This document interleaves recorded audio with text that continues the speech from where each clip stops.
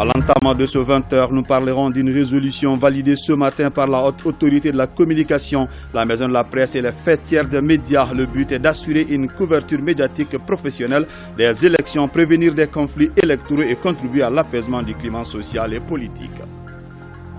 À suivre aussi dans ce journal, une intervention du ministre en charge de l'action humanitaire. Oumarou Diarra donne des explications sur une proposition faite par son département aux déplacés des sites de Bamako et environ. Il s'agit de leur octroyer des parcelles cultivables, notamment dans les régions de Ségou, Sikasso et Djoïla.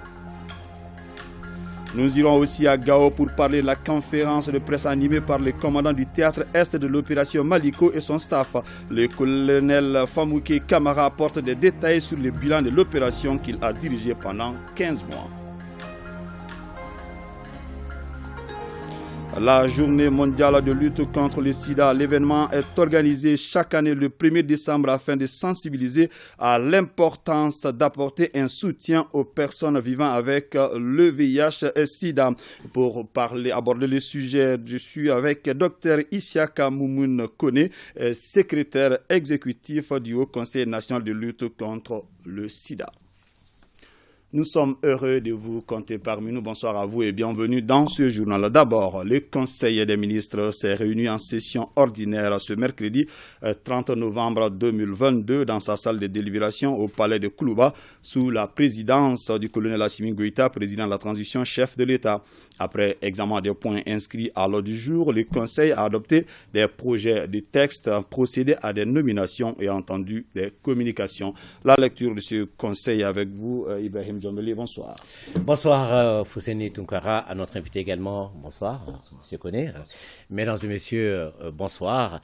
Et nous commençons par le chapitre des mesures législatives et réglementaires. Sur le rapport du ministre de la réforme de l'État chargé de relations avec les institutions, le Conseil des ministres a adopté un projet de loi autorisant le gouvernement à prendre certaines mesures par ordonnance. Le présent projet de loi est initié en application des articles 74 de la Constitution et 13 de la Charte de la Transition. Il vise à autoriser le gouvernement à prendre par ordonnance des mesures qui sont normalement du domaine de la loi durant la période comprise entre la clôture de la session ordinaire du Conseil national de transition ouverte le 3 octobre 2022 et l'ouverture de la session ordinaire du mois d'avril 2023. Le projet de loi adopté habilite le gouvernement à prendre des mesures nécessaires pour la réalisation de son programme dans les domaines suivants: la création, l'organisation et le contrôle des services et organismes publics, l'organisation de la production, les statuts du personnel, les traités et accords internationaux. Et sur le rapport du ministre de l'Urbanisme, de l'Habitat, des domaines de l'aménagement du territoire et de la population, le Conseil des ministres a adopté un projet de décret portant affectation au ministère de l'administration territoriale et de la décentralisation de la parcelle de terrain objet du titre foncier numéro 223 968 du cercle de Kati-6 à Golobougou. La parcelle de terrain d'une superficie de 390 hectares, 41 arts et 4 centiares est destinée à satisfaire les besoins de réhabilitation et d'extension du village de Golobougou. La réhabilitation permettra d'améliorer le cadre de vie des populations concernées par la mise en œuvre des projets de développement relatifs à la construction d'équipements collectifs de voirie et réseaux divers. Un projet de décret portant affectation au ministère de la Jeunesse et des Sports chargé de l'instruction civique et de la constitution citoyenne de la parcelle de terrain objet du titre foncier numéro 213 467 du cercle de Kati. La parcelle de terrain d'une superficie de 48 hectares, 2 arts et 45 centiares est destinée à la construction du centre de formation du service national des jeunes. La construction de ce centre va contribuer à parfaire l'éducation, la formation physique, civique et professionnelle des jeunes. Au chapitre des mesures individuelles, le Conseil des ministres a procédé à des nominations. La liste nominative des intéressés est disponible sur le site web du secrétaire général du gouvernement, le www.scgg-mali.ml. Et dans le journal, l'essor au chapitre des communications, le ministre de la Santé et du Développement social a informé le Conseil des ministres de l'évolution de la maladie à coronavirus marquée par une diminution du nombre de cas testés positifs par rapport à la semaine précédente. Le président de la transition, chef de l'État, a cependant appelé la population au respect strict des mesures de prévention et de lutte contre la maladie. Fousseni Tounkara, à vous. Merci beaucoup Ibrahim Djambele. Le ministère des Affaires étrangères et de la coopération internationale a offert un dîner hier à l'ambassadeur du Burkina Faso en fin de mission au Mali. Un dîner dédié au cours duquel l'ambassadeur a été décoré chevalier de l'ordre national du Mali à titre étranger. Kodio Lougué quitte le Mali avec un sentiment d'espoir. Souleymane Sidibé. C'est un diplomate engagé aux côtés du Mali qui s'en va après 9 ans de service dans notre pays. Quelques heures avant son départ au Mali, Kodio Lougué reçoit la reconnaissance et les honneurs des autorités du Mali. Au nom du président de la transition, chef de l'État, et en vertu des pouvoirs qui nous sont conférés, nous vous faisons chevalier de l'ordre national du Mali à titre étranger. Le ministre Diop salue les efforts consentis par l'ambassadeur durant ses séjours au Mali dans les relations bilatérales entre le Burkina Faso et le Mali. Durant votre séjour, Excellence, vous avez assumé avec talent, efficacité et surtout avec humilité et une grande discrétion votre noble mission de représentant d'un pays ami, d'un pays frère, comme certains le diraient même d'un pays parent, contribuant ainsi au renforcement des excellentes relations de fraternelle coopération qui ont toujours existé entre le Burkina Faso et le Mali, comme l'attestent les multiples soutiens et marques d'attention, tant au plan bilatéral qu'au plan multilatéral entre nos deux pays. Tout au long de mon séjour, j'ai pu observer les immenses efforts fournis par nos deux pays pour consolider et renforcer cette coopération. En effet, les concertations continues et fructueuses entre les plus hautes autorités, les sessions des commissions bilatérales, ainsi que les échanges dans divers secteurs d'activité ont permis d'approfondir la coopération entre nos deux pays dans les domaines suivants: la lutte contre le terrorisme à travers les renseignements, la mutualisation des moyens, la mise en œuvre d'opérations conjointes, la formation dans diverses activités, le commerce et l'agriculture, l'extraction minière, la mise en valeur du projet agricole Sikobo entre les régions de Sikasso, Korogo et Bobo-Dioulasso, l'intensification des échanges culturels et artisanaux, la perspective de la construction du chemin de fer Bamako, Sikasso, Bobo-Dioulasso. D'autres diplomates accrédités au Mali ont pris part à la cérémonie, notamment celui de la Palestine qui a désormais le bâton du doyen du corps diplomatique au Mali. Assurer une couverture médiatique professionnelle des élections, prévenir les conflits électoraux et contribuer à l'apaisement du climat social et politique, voilà entre autres objectifs de la résolution qui a été validée ce matin par la haute autorité de la communication, la maison de la presse et les fêtières des médias. À travers ces documents, la HAC entend favoriser l'instauration d'un climat médiatique propice à la tenue d'élections équitables et transparentes. Mamadi Kone. Les périodes électorales sont reconnues pour être des moments de forte demande en information de la part des populations, des opinions publiques et même des institutions politiques. Elles constituent également un moment potentiellement porteur de conflits, voire de crises. À quelques mois des futures consultations électorales, la haute autorité de la communication entend susciter une synergie d'action avec les organisations de la presse pour créer les conditions d'une bonne préparation des médias aux futures élections. Après avoir discuté et validé les termes de référence de la rencontre, les différentes parties ont validé une résolution qui va gouverner le service des médias pendant les élections. Les grandes lignes de cette résolution, c'est que nous avons estimé qu'il serait bon de réunir les professionnels des médias avant la tenue des élections pour nous permettre d'avoir des outils pour une couverture médiatique professionnelle et responsable des élections afin d'éviter les crises pré-, pendant et post-électorales. Dans son intervention, le président de la Maison de la Presse a rendu un hommage mérité au président de la HAC pour avoir bien conduit les premiers pas de la structure. Il a également invité la nouvelle équipe à se dépasser et s'est réjoui de la tenue de ces cadres. Les médias et l'instance de régulation ont un rôle important à jouer dans le processus électoral. Donc, nous avons décidé de nous mettre ensemble pour élaborer des stratégies permettant aux médias de couvrir ces périodes sensibles-là, qui sont les périodes électorales, avec indépendance, avec professionnalisme, avec impartialité au profit de notre pays.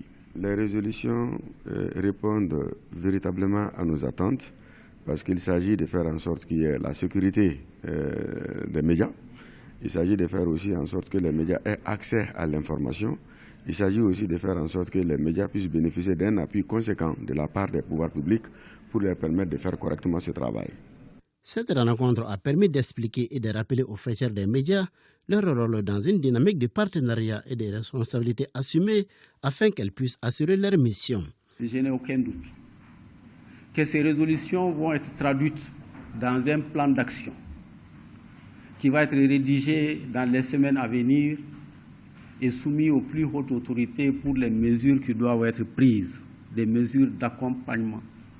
Je suis sûr qu'elles permettront un encadrement, je dis bien, des médias qui vont couvrir ces élections. Il y a des points sur lesquels il faut être très très prudent, des compétences qu'il faut sécuriser et savoir s'en tenir à ce que la loi nous autorise de faire. Les différents acteurs sont plus que jamais unis pour l'instauration d'un climat médiatique propice à la tenue d'élections dont les résultats seront acceptés par tous. Ouf de soulagement pour les patients de l'hôpital Bokar Sidi Sall de Kati. L'hôpital vient de bénéficier de 2 tables d'anesthésie d'une valeur de plus de 29 millions de francs CFA. Un geste à l'actif de l'Organisation mondiale de la santé pour améliorer la capacité opérationnelle de la dite structure. Boubacar Kanouté. Le département en charge de la santé et du développement social poursuit sa politique d'innovation du plateau technique au bénéfice de nos concitoyens. Cette fois-ci, c'est en complicité avec l'Organisation mondiale de la santé. 2 tables d'anesthésie pour alléger la souffrance des patients dont le besoin a été exprimé lors d'une visite récente du représentant de l'OMS à Kati, à l'hôpital Bokar Sidi Sall. Il y a quelques mois, nous avons eu ce déficit. Donc il y a engendré beaucoup de problèmes, notamment le fait que nous ne pouvions pas réaliser les programmes opératoires normalement. Donc ce qui a fait qu'il y a eu une longue file d'attente de malades qui devraient être opérés. La remise de ces 2 tables d'anesthésie d'une valeur totale de 29 500 000 francs CFA constitue une modeste contribution de l'OMS aux efforts que vous entrepreniez. Nous espérons que cela permettra de débloquer les nombreuses interventions chirurgicales programmées, mais qui ont été suspendues suite à ces problèmes techniques. Les tables sont déjà opérationnelles et la chef de tutelle salue la promptitude de l'Organisation mondiale de la santé. Ça fait très mal de voir des patients venir retourner, qu'on ne puisse pas les soulager. Et j'imagine dans quel état mes collaborateurs étaient. Et l'hôpital aussi, vraiment, il n'y a pas de mots pour vous remercier. C'est ça l'appui dont on a besoin. Et vraiment, merci pour toutes ces vies qui ont été sauvées. Le représentant de l'Organisation mondiale de la santé s'est dit prêt à accompagner le ministère de la Santé et du Développement social pour la réussite des réformes nécessaires. Rendre les déplacés autonomes en leur octroyant des parcelles cultivables, notamment dans les régions de Ségou, Sikasso et Dioïla, c'est la proposition faite par le département en charge de l'action humanitaire aux personnes déplacées des sites de Bamako et environ. On en sait plus avec le ministre Oumarou Diarra au micro de Alousseyni Touré. Le Mali a lancé ce grand programme de refondation qui est de refondation demande obligatoirement l'autonomisation dans tous les secteurs. Aujourd'hui, nous savons que l'humanitaire, c'est la gestion des urgences. Et à partir de 6 mois déjà, tous les partenaires, en général, ceux qui sont là aux côtés du Mali, leur assistance d'urgence s'arrête à ce niveau. Donc nous, au niveau du département, nous sommes obligés de développer des stratégies permettant à cette population de déplacer, d'aller vers l'autonomisation. Donc c'est dans ce cadre-là que je les ai confiés pour échanger autour du programme que nous avons instruit à travers nos services techniques. Et ce programme consiste à créer pour la campagne prochaine de l'hivernage des villages saisonniers. L'idée, c'est de rendre productive cette population déplacée.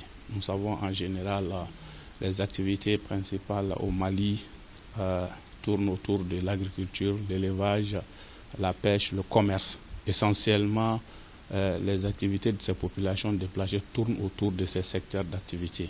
Donc, comment leur donner un espace leur permettant de développer leur savoir-faire. Donc, ça rentre dans le cadre non seulement du renforcement de leur résilience, mais également dans le cadre de leur autonomisation.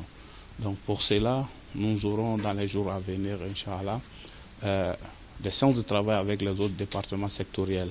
Parce que ce que nous voulons faire, il y aura non seulement le ministère du Développement rural et le ministère de l'administration territoriale et bien entendu le ministère de l'élevage et même le ministère de la formation professionnelle parce que nous aurons besoin de les former dans le cadre des activités dont nous voulons développer pour la campagne prochaine.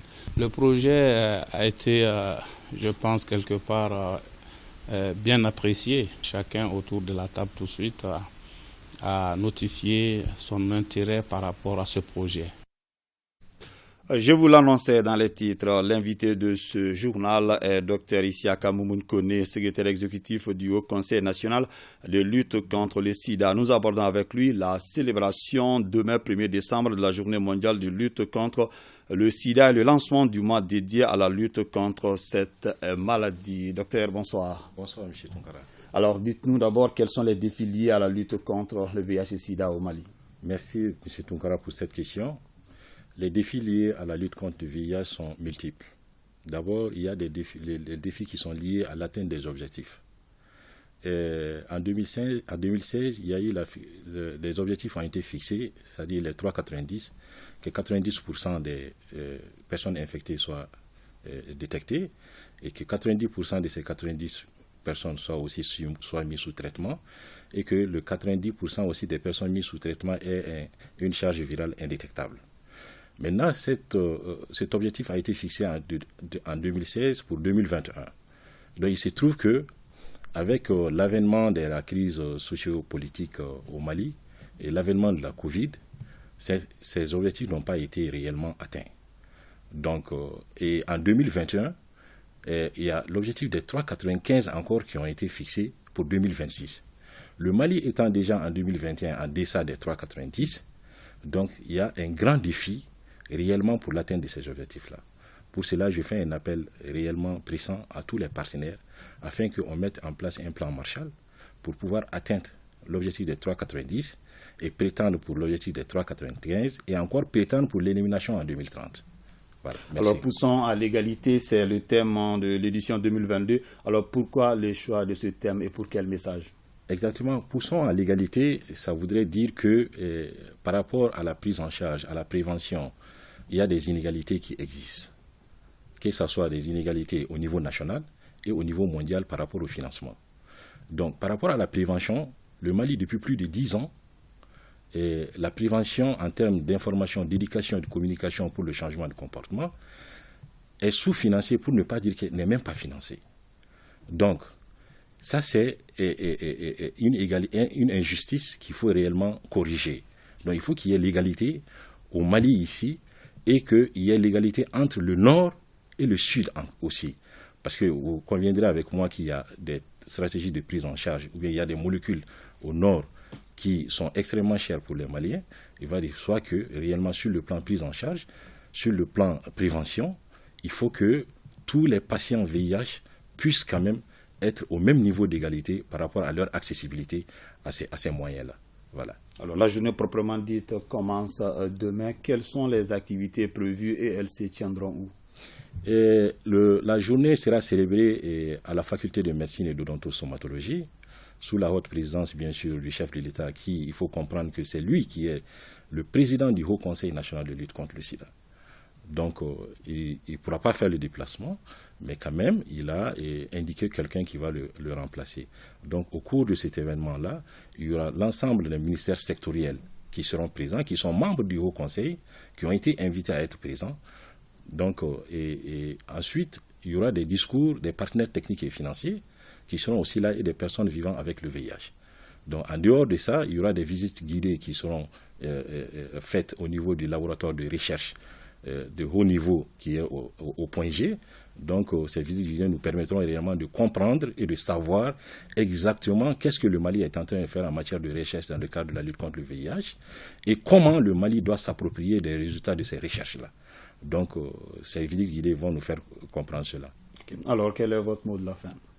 Mon mot de la fin, c'est d'abord de faire comprendre, de remercier d'abord le chef de l'État, son Excellence le colonel Assimi Goïta, président de la transition, chef de l'État et président du Haut Conseil, d'avoir porté sa confiance sur ma personne. Je vous apprends que je suis le plus jeune secrétaire exécutif depuis l'avènement du Haut Conseil national de lutte contre le sida. Donc, je le remercie pour la confiance placée en moi et je le rassure que nous mettrons tout en œuvre pour pouvoir relever les défis auxquels nous serons assignés. Donc, en dehors de ça, je souhaiterais quand même lancer un appel à l'ensemble des acteurs, et à l'ensemble des partenaires, afin qu'ils puissent aider le Mali, parce que le Mali, si le Mali n'atteint pas les objectifs, il va sans dire que c'est tout le monde entier qui sera exposé. Donc, nous devrons mettre ce plan Marshall en place pour que les partenaires puissent soutenir et que nous puissions être au même niveau que les autres. Voilà mon mot de la fin, je vous remercie. Docteur Isiaka Moumoun Koné, secrétaire exécutif du Haut Conseil de lutte contre le sida, je vous remercie. Merci beaucoup. Le service social des armées a remis ce mardi des matériels de transformation de pâtes d'arachide à 50 femmes militaires et paramilitaires. L'initiative vise à promouvoir l'autonomisation des bénéficiaires.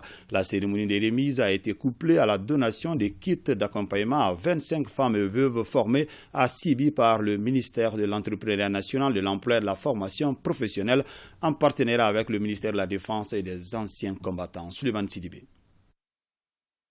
Le service social des armées accomplit une de ses missions principales qui est de venir en aide aux veuves et orphelins des militaires et paramilitaires tombés sur le champ de l'honneur. Il remet ainsi des matériels pour la transformation des pâtes d'arachide à une cinquantaine de femmes militaires et paramilitaires. Cette cérémonie de remise est couplée à celle des kits d'accompagnement à 25 femmes qui ont bénéficié d'une formation à Sibi. Ces kits d'accompagnement qui seront remis à ces 25 femmes et veuves des militaires ont été offerts par le ministère de l'Entrepreneuriat national, de l'emploi et de la formation professionnelle. Ce geste est le fruit du partenariat entre deux départements, à savoir le ministère de la Défense et des anciens combattants et le ministère de l'Entrepreneuriat national, de l'emploi et de la formation professionnelle. Quant au projet de la transformation des pâtes d'arachide, qui est une activité génératrice de revenus, il est initié et financé par la direction du service social des armées pour permettre à ces femmes d'avoir une autonomie financière. Monsieur le ministre de l'Entrepreneuriat national, de l'emploi et de la formation professionnelle, dans le cadre de la convention bipartite entre son département et le département en charge de la défense, a instruit à ce que les structures en charge de la promotion de la formation professionnelle, notamment l'ANP, l'APEJ, le FAFPA, travaillent avec la DSSA en vue de créer des opportunités d'insertion, mais aussi de formation. Les bénéficiaires n'ont pas dissimulé leur satisfaction. Nous sommes très heureux ce matin pour réceptionner les kits d'accompagnement de notre formation. C'est la phase de l'atteinte de notre objectif qui est la création de notre entreprise. Le service social des armées invite toutes les bonnes volontés à un accompagnement constant pour pérenniser les actions ainsi lancées. Direction Gao pour parler de la conférence de presse animée par le commandant du théâtre Est de l'opération Malikeo. Le colonel Famouké Kamara apporte des éclaircissements sur le bilan de l'opération qu'il a dirigée pendant 15 mois. Agali Agagissa. Les efforts déployés par les autorités militaires pour la protection des personnes et de leurs biens doivent être portés à la connaissance du public. C'est l'objectif de cette conférence de presse animée par le colonel Famouki Kamara qui boucle 15 mois au commandement du théâtre Est de l'opération Maliko. À ses côtés, son staff, dont chaque membre a présenté son bilan, en tête de file le commandant des secteurs.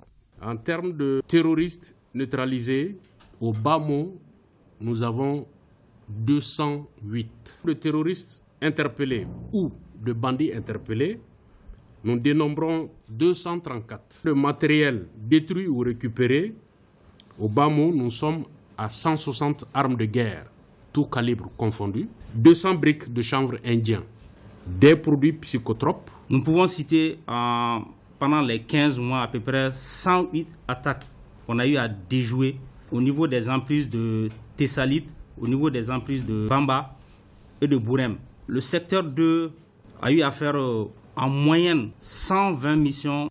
Et ce n'est pas tout. Les troupes au sol sont appuyées par l'armée de l'air présente sur les théâtres des opérations avec un équipement adéquat. Aujourd'hui, tous les types de vecteurs appartenant à l'armée de l'air sont présents ici. Donc, on a tout le panoplie qu'il faut pour bien mener notre opération aérienne. L'armée de l'air a effectué 165 sorties. Les actions civilo-militaires n'ont pas manqué. Le capitaine Ibrahim Sissé, représentant le directeur zonal de la santé, a retenu dans son calepin plus de 5700 assistances médicales. Quant au conseil social et actions civilo-militaires, le capitaine Silas Dako, il parlera de 502 actions civilo-militaires, dont des dons à des veuves, des déplacés, des kits de réinsertion socio-économique. Des activités effectuées dans le respect des droits de l'homme, car les soldats hors loi sont épinglés par le tribunal militaire. Entre 2021 et 2022, une vingtaine de dossiers, une centaine d'éléments de groupes terroristes ont été remis au juge militaire, dira le conseil juridique, le chef d'escadron Alassane Sow. Cependant, du défi demeure. Comme premier défi, c'est la vastitude du territoire et qui est faiblement occupé par les populations aussi. Ça pose vraiment le problème du second défi qui est la gestion de l'information ou du renseignement. Durant ces 15 mois de commandement initialement prévu pour 12 mois, les enlèvements n'ont pas pris fin, même si ça réduit considérablement. Les questions des journalistes étaient relatives à la pérennisation, voire la cadence des patrouilles, la recrudescence des vols d'animaux et assassinats ciblés dans les villes et villages. Auparavant, le commandant du théâtre Est de l'opération Maliko a fait observer une minute de silence à la mémoire des victimes avant de rappeler les missions assignées aux femmes. La GIZ, à travers le projet de sécurité alimentaire et renforcement de la résilience, dote les productrices de Tombouctou de 10 batteuses et de 10 séchoirs pour un montant de plus de 100 millions de francs CFA. Objectif, réduire la pénibilité du travail de ces femmes et améliorer la qualité du riz. Idrissa Goulou Sissoko. Par cette donation, il s'agit pour le projet de sécurité alimentaire et renforcement de la résilience PROSAR d'augmenter la disponibilité alimentaire, de réduire la pénibilité du travail et d'améliorer la qualité du riz des productrices de la région de Tombouctou. Elle bénéficie d'une dizaine de batteuses-vanneuses et de 10 séchoirs pour un coût de près de 100 millions de francs CFA. Tout ce dont on a souci, je pense que la coopération allemande à travers son projet PROSAR l'a pris en compte. Ça encore, je remercie encore. Les domaines de l'agriculture, les domaines de l'élevage, les domaines de l'agroforesterie, les maraîchages, la malnutrition, les innovations, tout ce qu'un paysan ou une population ou une famille doit avoir besoin, les projets en PROSAR avec sa coopération allemande n'ont rien laissé. Le président de la Chambre régionale d'agriculture a loué la coopération avec l'Allemagne, la Belgique, les Pays-Bas et le Grand-Duché de Luxembourg. Il a aussi sollicité plus d'accompagnement en matériel agricole pour une augmentation de la production agricole car la région est le deuxième producteur de riz dans notre pays. Poursuivant sa stratégie de facilitation de l'accès aux équipements agricoles, le PROSAR a déjà procédé courant de cette même année et en la présence des autorités régionales à la remise de 15 décortiqueuses, 12 motoculteurs et accessoires d'une valeur totale d'environ 100 millions de francs CFA. Ces équipements vont sans nul doute contribuer à réduire la pénibilité des activités, améliorer la productivité des exploitations agricoles et contribuer ainsi à l'augmentation de la disponibilité alimentaire au profit des ménages de la région de Tombouctou. La cérémonie s'est achevée par une rencontre d'échange entre les ambassadeurs et les productrices. Un nouveau projet dans la région de Caille, dénommé VAFPIM. Ce projet d'une durée de 2 ans est financé à plus de 423 millions de francs CFA par la coopération espagnole. De quoi il s'agit concrètement? Suivons ce compte-rendu de Kabadiara. Cette cérémonie de remise des 71 motopompes marque l'achèvement de la phase d'appui en matériel et équipement aux bénéficiaires du projet VAFPIM dans le cercle de Caille, Baflabé et Kita. L'objectif est de contribuer à l'amélioration des conditions de vie dans sa zone d'intervention. C'est un geste qui lutte contre le chômage et l'immigration. Donc le joie que nous allons animer, vraiment, c'est très immense. On est très satisfait et très content. Je voudrais féliciter la coopération espagnole qui accepte d'aider la région de Caille, qui est une région de forte migration. Ces activités vont permettre certainement de fixer les jeunes et de leur donner du travail. Il y aura plusieurs emplois ruraux qui vont être créés grâce aux aménagements.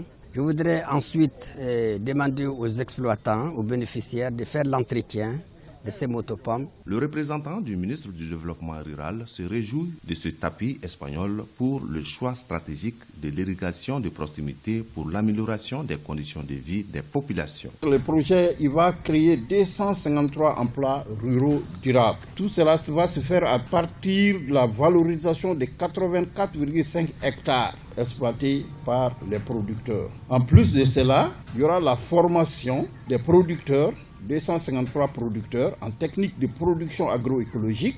Rappelons que le projet valorisation de l'agriculture familiale et de la petite irrigation au Mali est financé à plus de 423 millions de francs CFA par la coopération espagnole pour une durée de 2 ans. Lancement des travaux de réhabilitation de la Chambre de commerce et d'industrie de la région de Kidal. Le montant pour la réalisation de ces travaux est estimé à plus de 50 millions de francs CFA. L'initiative s'inscrit dans le cadre du retour des services sociaux de base à Kidal. Sidi El-Medi Ag Al-Baka. Les travaux de la réhabilitation de la Chambre de commerce et d'industrie de Kidal sous l'égide de son président Malik Gouaifan ont été lancés ce matin en présence du représentant du gouverneur de Kidal. Ça donne assurance à la population et nous invitons les autres administrateurs à venir à Kidal. Nous sommes en paix, simplement avec nos camarades et nos frères. Cela motive beaucoup le retour des autres administrations dans la région de Kidal. L'édifice va renforcer sans aucun doute le retour des services sociaux de base à Kidal et améliorer les conditions de travail des opérateurs économiques de la 8e région. L'île ainsi d'espoir de la relance de l'économie de la région va avoir aussi un appui pour le développement de la région de Kidal. Nous sommes très heureux d'être là aujourd'hui, compte tenu de tous les sacrifices qui ont été faits par les autorités. Bâti sur une superficie de 7083 mètres carrés, ce bâtiment comporte une dizaine de bureaux, une salle de réunion, une salle de conférence, des toilettes, mais aussi des boutiques pour plus de 50 millions de francs CFA. La prise en charge de la malnutrition aiguë est au centre d'une réflexion à Koulikoro. La rencontre qui regroupe plusieurs acteurs de la santé vise à valider un document en faveur de la prise en charge adéquate de ce problème de santé publique. Mariam Koulibaly. Touchant environ 10% des enfants, la malnutrition aiguë représente un problème majeur de santé publique au Mali. Le département de la santé à la recherche de solutions contre cette maladie a adopté en 2006 un protocole de prise en charge. Il s'agit à travers cette rencontre de revoir le dit protocole afin de l'adapter aux pratiques innovantes. Par rapport à la malnutrition globale, nous sommes à un taux de 10,8%. Donc, ce qui est un peu au-delà du seuil de l'OMS qui est de 10%. Donc, nous sommes dans la phase d'alerte par rapport à l'OMS. Et aussi le caractère sévère par rapport aux enfants de 0 à 59 mois, c'est 2,1%. La validation de ce protocole vient à point nommé pour nous diriger dans le sens de la bonne prise en charge pour qu'on ait moins de décès au sein de nos structures de santé. La rencontre qui mobilise plusieurs acteurs de la santé s'inscrit dans la logique d'une harmonisation des efforts engagés contre ce fléau qu'est la malnutrition aiguë. Relire le document directeur dans la prise en charge de la malnutrition et voir quelles sont les mises à jour nécessaires à faire. Donc nous sommes là dans ce cadre-là et nous espérons pouvoir toujours être aux côtés du ministère de la Santé pour l'accompagner comme nous le faisons d'habitude. Après avoir souligné les contraintes et défis liés à la malnutrition aiguë, les participants ont formulé des propositions en vue d'une prise en charge adéquate de cette maladie. Cette annonce, une justice plus proche du citoyen, problématique de la bonne distribution de la justice, c'est le thème de la rentrée des cours et tribunaux de l'année judiciaire 2022-2023. La cérémonie de l'audience solennelle se tient demain, jeudi 1er décembre, à 10h au siège de la Cour suprême. La rentrée judiciaire est placée sous la présidence du colonel Assimi Goïta, président de la transition, président du Conseil supérieur de la magistrature. Le président de la Cour suprême rappelle à tous les magistrats, greffiers, secrétaires des greffes et parquets des cours et tribunaux, ainsi qu'aux avocats que le port de la robe est obligatoire. Parlons à présent de la 6e session ordinaire du comité de pilotage du projet régional de renforcement du système de surveillance des maladies en Afrique de l'Ouest et de la 4e session du projet d'intervention d'urgence COVID-19. Ces deux rencontres ont été bien sûr suivies par Bemba Sibi à Selengue. Les membres du comité de pilotage du projet régional de renforcement du système de surveillance des maladies en Afrique de l'Ouest, REDIS, et celui du projet d'intervention d'urgence au COVID-19 se sont penchés sur les conclusions des rapports de deux ateliers tenus à Selengue. Cette rencontre entre dans le cadre de la 6e session ordinaire du REDIS et la 4e du projet d'intervention d'urgence au COVID-19. Ces deux projets travaillent au renforcement des capacités d'action des autorités en matière de santé. Le projet REDIS 3, à travers ses 5 composantes, vise à renforcer les capacités intersectorielles, nationales et régionales pour une surveillance collaborative de la maladie et la préparation aux épidémies en Afrique de l'Ouest. Quant au projet d'intervention d'urgence COVID-19, il vise le renforcement de la capacité du gouvernement du Mali à prévenir, préparer et riposter contre la pandémie COVID-19. L'exécution de ces deux projets permet de juguler les faiblesses du système sanitaire en apportant une intervention d'urgence. Déjà, à mi-parcours, il affiche un bilan satisfaisant. C'est pourquoi le représentant du ministre de la Santé à La Réunion les a invités à maintenir ce cap. Nous devons redoubler d'ardeur afin d'atteindre les résultats escomptés d'ici la clôture des deux projets d'ici décembre 2023 pour le PU COVID-19 et mars 2024 pour le REDIS 3. À cet effet, le présent atelier permettra de faire valider le bilan des PTBA 2022 des deux projets, valider le PTBA 2023 des deux projets. Ce qui devra permettre de faciliter la mise en œuvre de ces deux projets dont l'objectif est de renforcer les capacités des autorités sanitaires. Le projet d'appui à la compétitivité agro-industrielle au Mali, PACAM, a tenu hier mardi la 10e session de son comité de pilotage. L'examen du bilan des activités de 2022, le programme d'activité et le budget de 2023 étaient au centre de cette rencontre. Sorona Kamisugu. Au cours de ces 5 dernières années, le projet d'appui à la compétitivité agro-industrielle au Mali, PACAM, revendique des résultats jugés encourageants avec un taux d'exécution de 81,51%. C'est là en matière de réhabilitation des infrastructures dans les domaines de l'agriculture et de l'élevage. Les activités menées au cours de l'année écoulée relèvent de la mission assignée au projet, à savoir faciliter l'accès des populations à des stratégies de développement des filières cibles telles que la mangue et l'alimentation animale. dans les objectifs de développement du PACAM, il est inscrit que le PACAM fasse la réalisation des grands travaux.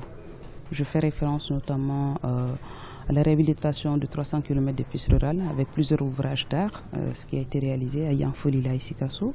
Il était prévu également que le projet réalise des stations d'embauche à Kita, Kaye, Sandaré. Il y en a 48 qui ont été réalisées et qui sont en exploitation pour la plupart.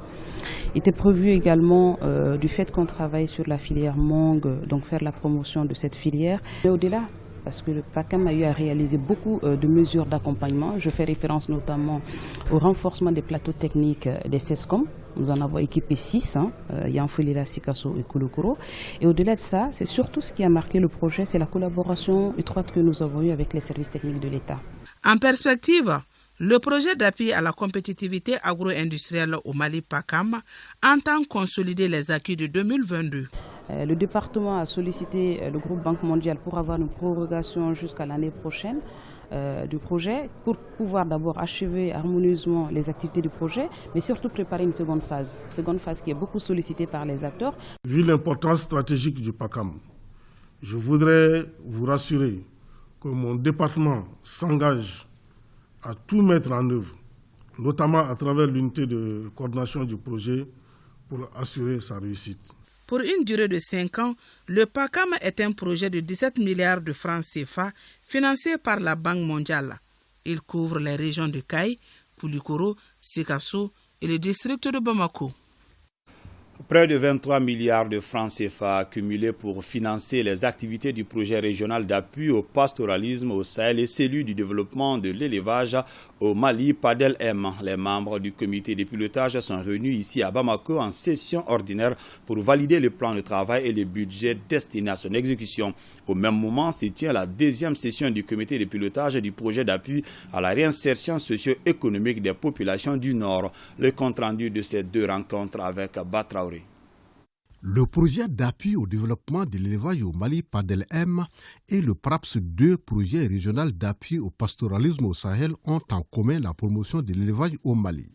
Après avoir évolué en 2022 dans un contexte difficile suite à la crise sanitaire, les deux programmes entendent se relancer en 2023 à travers plusieurs activités. Dans le cadre de ces deux projets, nous allons quand même poursuivre avec l'appui à l'éradication de la peste des petits ruminants, mais aussi au contrôle de plusieurs maladies animales prioritaires, que ce soit la péripneumonie contagieuse bovine, que ce soit la fièvre afteuse, que ce soit la maladie de Newcastle au niveau de la volaille, mais aussi nous avons envie d'appuyer des stratégies de contrôle des zoonoses masères. Des zoonoses masères, ce sont des maladies qui se transmettent de l'homme à l'animal, de l'animal à l'homme. Pour l'exécution correcte de ce plan de travail pour l'année 2023, les deux projets disposent d'un budget à hauteur de souhait.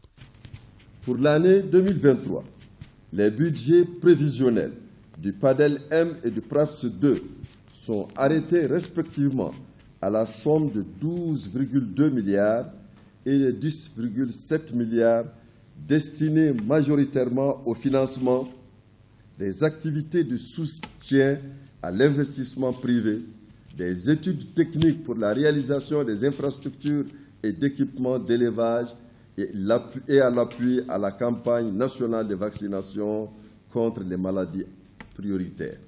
Le projet régional pour le pastoralisme au Sahel a démarré en 2022 pour 6 années d'exécution. Quant au projet d'appui au développement de l'élevage au Mali, il est à mi-parcours et devrait prendre fin en 2024. Après des difficultés de démarrage dues à plusieurs facteurs, le PARSEM-NM, projet d'appui à la réinsertion socio-économique des populations du nord du Mali, lance un vaste programme d'activités pour l'exercice 2023. Le programme de travail et de budget annuel au titre de l'exercice 2023 se chiffre à un montant de près de 6 milliards 500 millions de francs CFA destiné à financer le développement au niveau de 27 localités du nord et du centre, en dotant chacune d'elles d'une école de 6 classes, d'un bureau-magasin, d'un bloc de 3 latrines, d'un centre de santé et de 2 fourrages équipés de systèmes de pompage solaire. Cette deuxième session du comité de pilotage s'avère capitale pour la vue du PARSEM-NM car le programme qui devait s'achever en juin 2021 a bénéficié d'une prolongation jusqu'au 31 décembre 2024. L'exercice qui nous est demandé est capital pour la réussite du projet. Il nous appartient en effet de donner les orientations et l'impulsion nécessaires pour l'atteinte des objectifs du projet. Sur le financement de la Banque africaine de développement, le PARSEM-NM a été lancé en 2017 pour atténuer les déséquilibres de développement territorial dans les régions de Ségou, Mopti, Tombouctou, Gao, Kidal, Taoudéni et Ménaka. Page noire. Hier, on vous annonçait le décès du magistrat de classe exceptionnelle Malé Diakité à la retraite.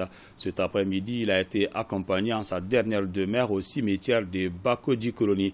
Malé Diakité reste ce magistrat admiré de la famille judiciaire. Alpha Maïga. Vous constituez pour qui encore? Malé Diakité, le magistrat de classe exceptionnelle, 74 ans de vie sur terre, repose pour l'éternité au cimetière de Bako-Djikroni en commune 5 du district de Bamako. Malé, vraiment, c'est un homme de Dieu. Nous, on demande à tout le monde, sans exception, de le pardonner. Magistrat de classe exceptionnelle, Malé Diakité est connu et reconnu du monde des justiciables, respecté et admiré de la famille judiciaire. Avocat général à la Cour de justice de l'Umois à Ouagadougou, 3 ans durant. C'est quelqu'un qui a servi avec brio le Mali au sein de cette institution. Et je profite pour avoir une pensée émue à sa famille. Malé Diakité, pour ceux qui l'ont connu, dans l'exercice de ses fonctions, je peux dire que c'est le modèle de magistrat dont la République a besoin. En termes d'intégrité, en termes d'éthique, en termes de moralité, en termes de professionnalisme et de respect, Malé Diakité était modèle.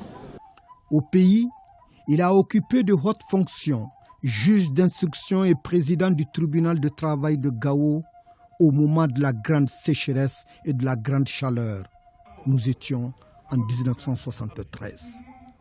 2 ans après, juge de paix à compétence étendue à Diri. Il jugera le procès crime de sang, un procès qui a permis au public de lui garder désormais ses expressions fétiches. Cette question ne sera pas posée. La Cour est suffisamment informée. Qui a donné l'ordre de tirer? Malé Diakité s'est révélé au grand public malien par le procès des crimes de sang en 92. C'était un magistrat d'une rigueur extraordinaire. Il impressionnait vraiment les avocats. Avant cela et après cela, il a eu à exercer les fonctions de juge avec beaucoup de dignité, beaucoup de respectabilité. C'est ça qui me paraît important. Et même le procès crime de sang, ce n'est pas facile de juger un chef d'État, mais il l'a jugé avec beaucoup d'objectivité et beaucoup d'impartialité. C'est un pensionnaire du lycée Prosper Camara de Bamako, sorti major de sa promotion à l'ENA en 1972. Il fut commandeur de l'ordre national. Dorampe Malé Diakité, magistrat de classe exceptionnelle. À suivre ce soir dans nos programmes et en français, un magazine sur les réalisations du projet de renforcement des capacités productives et commerciales de la filière gomme arabique au Mali, un projet piloté par l'unité de mise en œuvre du cadre intégré IMOSI sous l'égide du ministère de l'Industrie et du Commerce. C'est donc la fin de cette édition. Merci beaucoup de l'avoir suivi. Que le bon Dieu nous assiste.